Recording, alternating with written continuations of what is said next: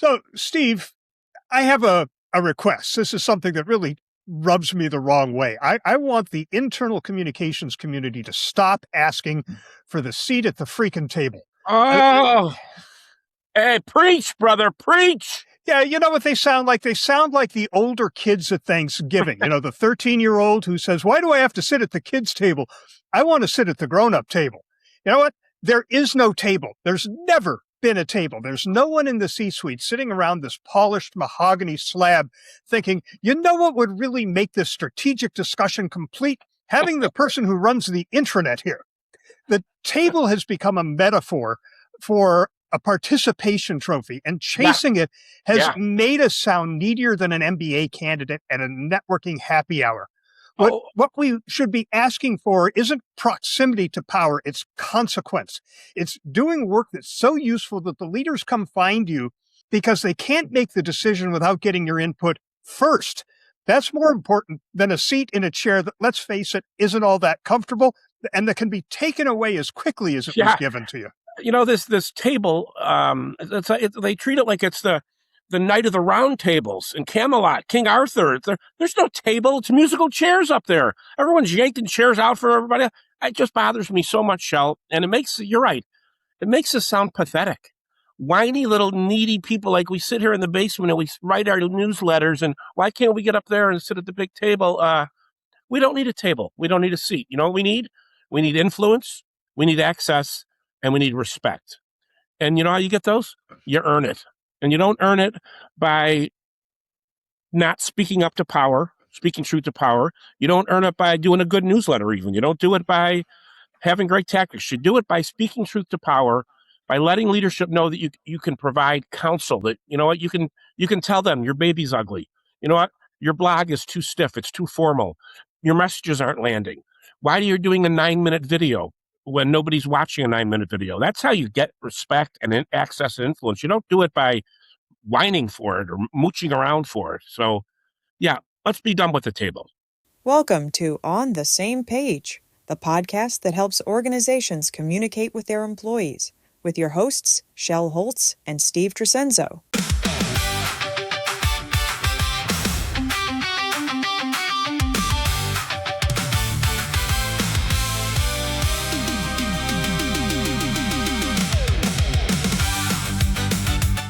So, Steve, today we're going to look at how communicators can become consequential and influential. This fits neatly in the consultation segment of the outer ring of the On the Same Page framework. The items in the outer ring are the things that we do every day, all the time. And providing counsel is one of those things. We can provide counsel to departments, to teams, to business units. I have great examples of all of these things. But today, let's hone in on providing counsel to the company's leadership, the C-suite. Yeah, well, you know, Shel, that's how you get a seat at the table. Just kidding. But it is how you can get influence and access and all the stuff we're talking about. Be a counselor, which means hard work, Shel. Everyone thinks it's easy, but it means telling people hard truths sometimes. It means being a reality check for leaders, which they don't always like. They don't always like being told stuff, but that's what we have to be if we want to have that respect. Yeah, I mean, helping CEOs and leaders build trust should be at the top of the list that we're counseling them about. Here's a data point. The 2026 Edelman Trust Barometer found 70% of respondents saying that CEOs are obligated to help bridge trust divides, but only 44% actually do it well. That's a 29% leadership credibility gap. And according to a leadership presence report from Ketchum, executives are 2.5 times more likely than frontline employees to trust their CEO to tell the truth about what's happening within their organizations. So, Steve, how do you counsel a CEO who wants to build trust? And how do you counsel a CEO who doesn't think he needs to? Yeah, you know, Shel, it's a great topic, and I'm glad we're talking about it. I think one of the biggest mistakes communicators and leadership makes is assuming trust is a communications problem. Most trust problems are behavior problems, right? There's very few CEOs that are, or any kind of leader, who is acting with being as transparent as possible, acting ethically, treating employees the right way, telling them the truth, you know, all the time. And when he can't say something or she can't say something, explaining why, and doing all the right things and they don't have a trust problem because they send the wrong email or because their blog isn't that interesting. Trust, if they don't have trust, it usually comes down to missteps or something that's happened. So I would say to leaders, I would say to communicators, where's the trust issue coming from? I mean, if you have the CEO or the leadership, if they're building a culture and they're paying attention to their values and they're doing everything they should be doing, trust will flow naturally. If they're not, it doesn't matter how much you communicate. You're just yelling into a well. So I would look back at behaviors and say, and maybe do some focus groups with employees. Maybe do a survey. I don't think a survey. I think focus groups would be much more effective. And find out, where is this lack of trust coming from? It usually doesn't come down to communication issues. It comes down to missteps. It comes down to things they've done in the past. It comes down to, you put out these values in this mission statement and this everything, and it doesn't align with what you're doing. And you're not walking the talk, to use a bad cliche. It's like I just don't think you can communicate your way out of a credibility problem. Yeah, I think one of those data points that really provides some insight into where trust might come from is the fact that executives trust the leaders in the C-suite more than the front line does. And if you think about the executives in a company, they have more visibility with those executives. They're meeting with them all the time. They're seeing them in the C-suite, which is a physical place where the leadership sits. There are a lot of leaders who don't get out and meet face-to-face with employees very often. I remember this was years and years ago, maybe 35, 40 years ago. It was a Reagan conference at the Fairmont in Chicago, where they all used to be. Those were kind. And they had, I think it was the CEO of Avon, the cosmetic company, was one of the keynote speakers. And I remember this. You remember him? Yeah, he said that he used to get out to the factory floor at least once a month to remind himself that these folks were all grown-ups.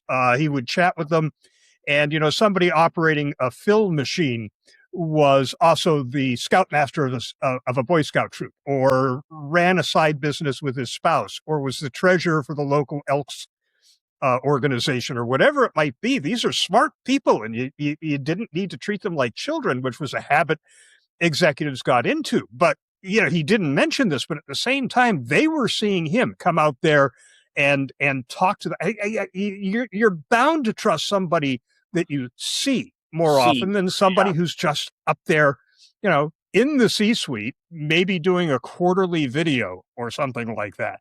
And that visibility is really important. Yeah, I think a tale of two leaders. I can do that. We worked about 20 years ago for a huge defense company, maybe the biggest, the largest, for one of their divisions. And I interviewed all their executives for the audit, and they were all on the 7th floor in what the employees called Rug Row. And they never left the 7th floor. Their food was up there. They never left. And employees hated them. And no trust, never saw them. Saw maybe at a town hall once a quarter, once a year. I forgot what it was. And morale, we did focus groups, was in the toilet, no trust, bad culture, all that stuff. The other tale is Schreiber Foods up in Wisconsin. It's the biggest company nobody's ever heard of. They're a dairy company. They make all the cheese for McDonald's, Burger King. They are global. They've got manufacturing plants everywhere. The CEO there was such a fantastic guy. He was on the same floor that we were meeting with the communicators. And every time I walked out to go to the bathroom, he was never at his desk or in his office. He was sitting at somebody else's desk talking to them. He knew everybody. And he was always, and he said to me when I interviewed him, I try not to answer any work emails till I get home at 7 o'clock. My time here in the office should be spent talking to my people. I mean, I've got to be in meetings. I've got to do strategic work. I've got to do all that. But communication wasn't an effort for him. It wasn't a check the list thing. It was just a constant part of his job. To him, it was like saying the CEO goes, I'm not going to worry about finances. That's what he said to me. The CEO not worrying about communication is like the CEO saying, I'm not going to worry about finances or political, whatever the big things they think about are. And it made a huge difference. End of the story, Shel. We took an Uber to the airport. The Uber driver was a former Schreiber. He was retired. He talked about the CEO and how much he liked him. We get into this little airport in Green Bay, Wisconsin, and we go up to the bar, of course, because that's what we do. And the bartender is this 60-year-old woman who's a Schreiber retiree. And we say who we're working with. She goes, "Oh, Mike." This guy's name was Mike. Mike's my buddy. How's my buddy doing? Mike's my buddy. Guess every time Mike, first of all, she worked at Schreiber. Secondly, every time he walked through the airport, he made a point of going to the airport bar to say hi to her. I mean, I don't know if that's inbred, if you have that skill or not, but even if you don't, if you're an introvert, if you're not that kind of guy, you've got to find the middle ground somewhere. You've got to be out there meeting with your employees, talking to them a little bit at least. Yeah, there are definitely introvert CEOs out there. I've met a CEO who said his worst nightmare is having to work a room, but you got to work a room, and if you just can't, I mean, if that just terrifies you, then your number two should be somebody who can do that in your place. I remember I did some work, this has to be 20 years ago, for the International Monetary Fund. So nobody who was in leadership at that time is still there. The directors are all appointed, and they never came down and met with employees. And the employees really resented this, and they had a very cynical view of the leadership, except one who ate in the lunchroom with everyone else. If I was talking to a group at lunch and they were explaining this to me and they said, except him. And they pointed at the guy with his tray. He was at the cashier and he was chatting with the cashier. And they said, not only is he chatting with her, but he knows her by name. For and sure. He'll come here and he'll just sit down with a random group of people who work here and chat with them. Everyone in this organization would follow him into battle. The rest of them, no, forget it. I think that, leaders think that most leaders think communication is something they do. Employees think communications is something leaders are. That's what they say. They see real people. They don't say, "Oh my God, he's a great communicator. What a great communicator." They see him, what a great guy, what a great woman. They see, and I'm seeing the same thing with our work with PG&E. Patty Poppy's the CEO there. Yeah. Same way, just accessible, transparent as all get out, honest, and people would run through fire for her. And I don't think you have to be Johnny Carson. I don't think you have to be a huge extrovert. Be yourself, whoever that is, and make an effort to get out a little bit. Yeah, find your strength and leverage it. I mean, PwC's Trust in U.S. Business Survey found 53% of business executives say they trust the senior leadership team to a great extent. Only 38% of entry-level staff say the same. Entry-level staff doesn't know the leadership. Right. I'll tell you a great story. This was at Mattel. So this was somewhere between 1985, 1986, when I was doing communication there. And the CEO at the time led sort of a town hall. It was in the cafeteria. The cafeteria wasn't big enough to accommodate everyone at headquarters. So it was manager and above that came to this meeting. Everyone else was excluded. And I kept pushing. I said, we need to get everybody in. I know it's not big enough, so let's just do two of them and invite half the people to one and half to the other. And finally, they decided to do this. But he said, we're not just going to make it half and half. We're going to have managers and above to one and everybody below at the other.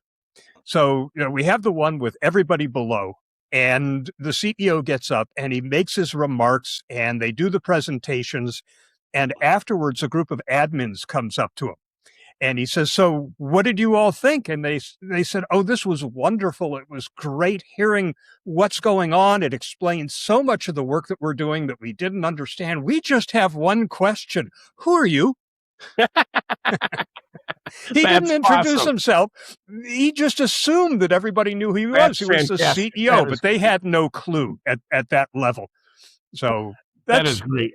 What I would tell executives is a lot of them say they have no time for visibility. They have no time to be out there. Visibility doesn't mean being everywhere. It just means being somewhere consistently. It means, employees don't expect, what is the word? Omnipresence. They don't expect, what they do expect is evidence that this guy's around, this woman's around, and that they cares about us, that he's not sitting up in a suite somewhere making decisions that are so unrelated to what we do down here. We're doing all the work.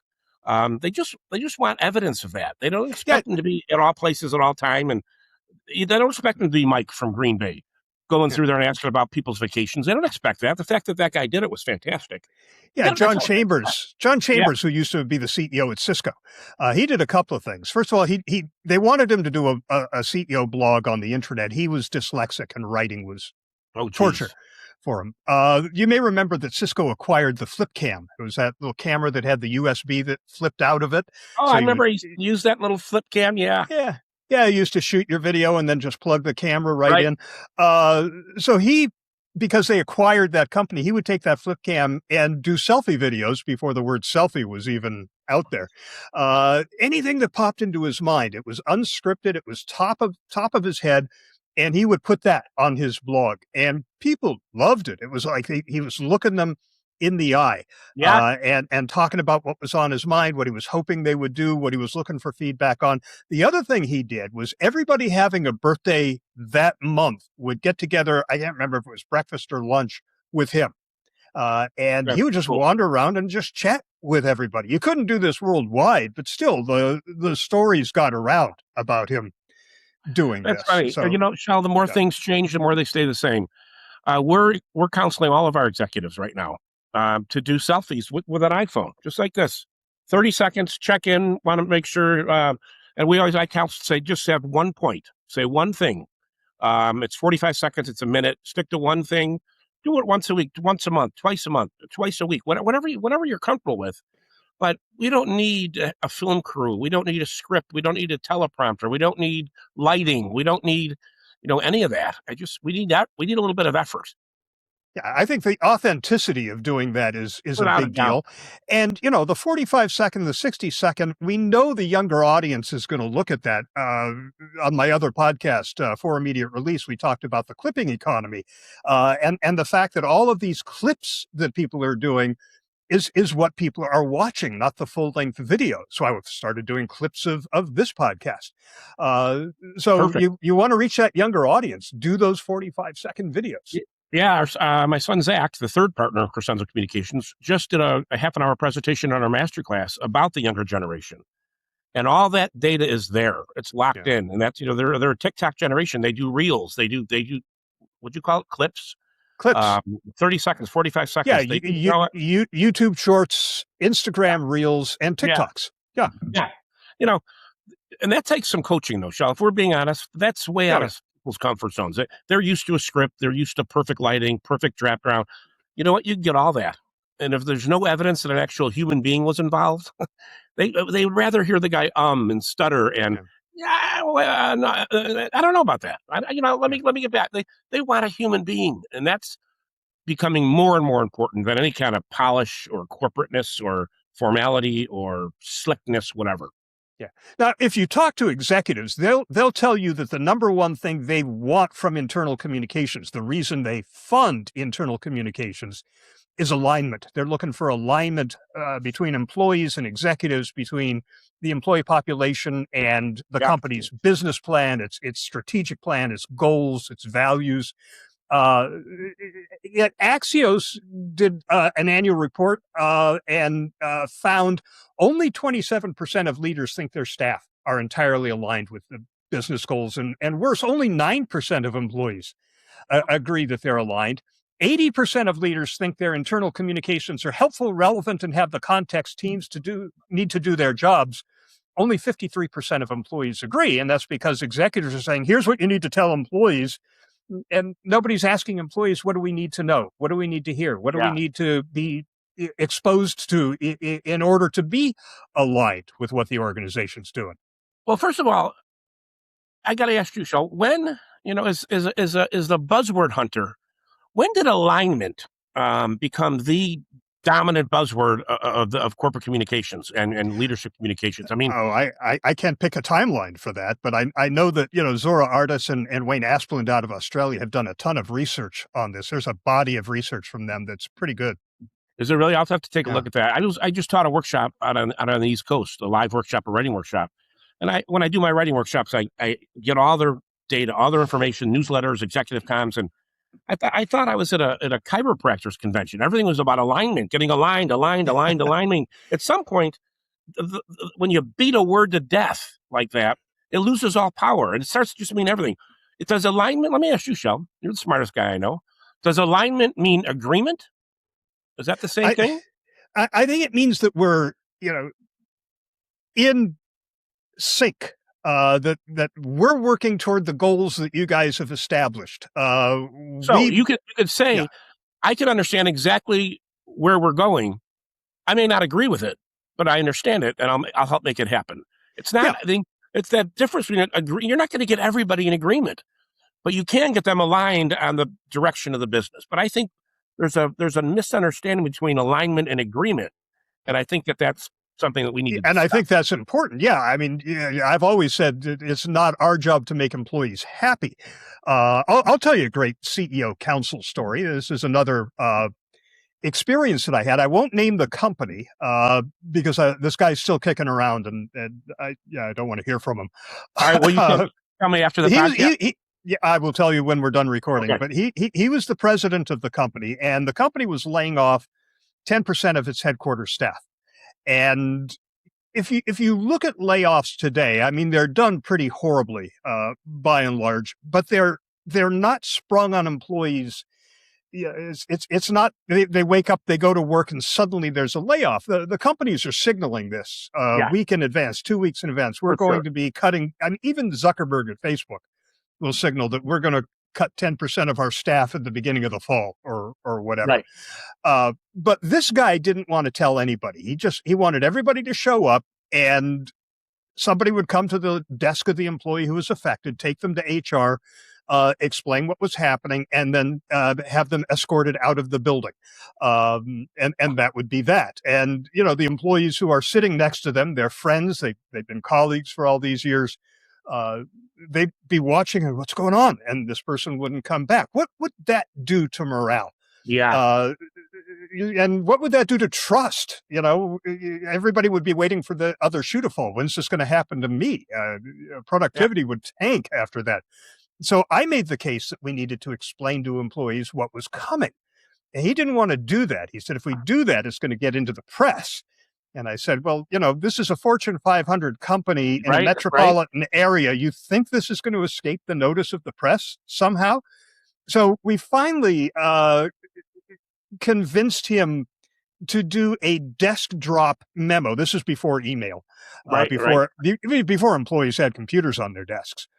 So it was printed in the print shop and distributed desk to desk. It was waiting for employees when they came in that morning. So at least everybody knew what was about to come down in the next few minutes. And of course, better than nothing. Yeah, but of course, the local newspaper got their hands on it and ran a story. And the president came into my office. He slammed the newspaper down on my desk, and he said, I told you this was going to get into the press. I said, I told you I knew it was going to, but look what it says in the lead. It says what we said in that memo. If we hadn't distributed that, if the press hadn't had that, they would have called somebody who'd been laid off, or they would have called the CEO who retired 3 years ago, or the senior VP who's now running a turquoise shop in a strip mall. Yeah. And it's not like they're going to say, oh, we don't have an official announcement here from the president of the company. We won't write about this. Information abhors a vacuum. They're going to go after those secondary and tertiary sources of information and write the story. Yeah, it's just it's a lack of common sense. It really is. It's a fear of the story getting out. Don't communicate anything that you don't want to see on the front page of the Wall Street Journal. That phrase has done more damage to employee communications, I think, than almost any other phrase. It's going to get out, especially with social media now. Things are going to happen. You can't control the narrative. I mean, press releases were this fantasy that we were controlling the narrative, as though the reporters weren't going to get their hands on the press release and write whatever they wanted to. But is it just me, Shel, or has just been a rash of horrible, horrible layoff announcements that were done? What was the one that was done accidentally? Somebody in HR sent it out before she was supposed to. That was just recently in the news. Nike, his message was just awful. I'm seeing just layoffs happen. Layoffs are a part of life. Get out in front of them, communicate them well, and whatever story does come out won't make you look bad. But when you communicate it horribly and people hear about an email that morning and everyone's out the door by noon, it just makes the company look bad. Transparency is just a given these days. The fact that the leaders of the organization aren't saying something, or they say something that makes employees roll their eyes. What do? They go to Reddit, they go to Glassdoor, they talk to their fellow employees on Slack or Teams. If the job of communication used to be crafting the message, today it's really pressure testing whether the message is going to survive contact with employees' actual day-to-day experiences. Yeah. I think the old job was crafting messages. The new job is sort of helping leaders survive contact with reality. And I just read one of our clients were doing a sort of a fun thing. Before every major announcement, we try to assign somebody to play Reddit. Like somebody's going to play Reddit. What is an employee's on Reddit right now? Here's the message. What are they going to be talking about out there, or Facebook, or whatever? Pick your social media channel. But somebody should be playing the employee on social media. We spend so much time asking, how should we say this, instead of saying, should we say it at all? Does it need to be said? Who does it need to be said to? We're so worried about crafting the perfect message. You know what? You can't dodge it anymore. You can't dodge reality. People are going to take it. They might misconstrue it. They're still going to talk about it. That's the way of life these days. Yeah, there are a lot of other things we could talk about when it comes to counseling leadership. One that I want to cover before we wrap up here is the channels that they use to communicate, because there's a number of studies that find that executives gravitate to the channels that they feel comfortable with or they think are efficient for them. Yeah. They'll do email blasts or all staff memos or, the really polished and scripted and rehearsed town halls. But employees, especially the frontline employees, they want something more human. Executives tend to default to email, intranet article. They have their internal comms people write for them. And employees want face-to-face. They want those short, unpolished videos that we were talking absolutely. about. Anything two-way. I mean, and ask me anything if they prefer text would work really well. Yeah, you know what? I've always found that leaders choose channels based on convenience, and employees choose channels based on trust. Yeah, they, if it's an easy thing it's easy for them to have a leader have the communicator craft an email, have it come from his office, he'll approve it and hit send. It is the old saying, Shel. The biggest danger of communication is the illusion that it happened, right? Yeah. And these leaders need to be told that just because you're the CEO and you hit send on an email because it's convenient for you doesn't mean you've communicated. Don't pick the most convenient channel. Pick the channel that employees will respond to the most. Pick the one that works. There's a thought. The trust thing I get. So, Steve, when you walk into a CEO's office to provide counsel to them for a client, what's the one thing you found they're most resistant to hearing about their own communication style? And how do you get them past that?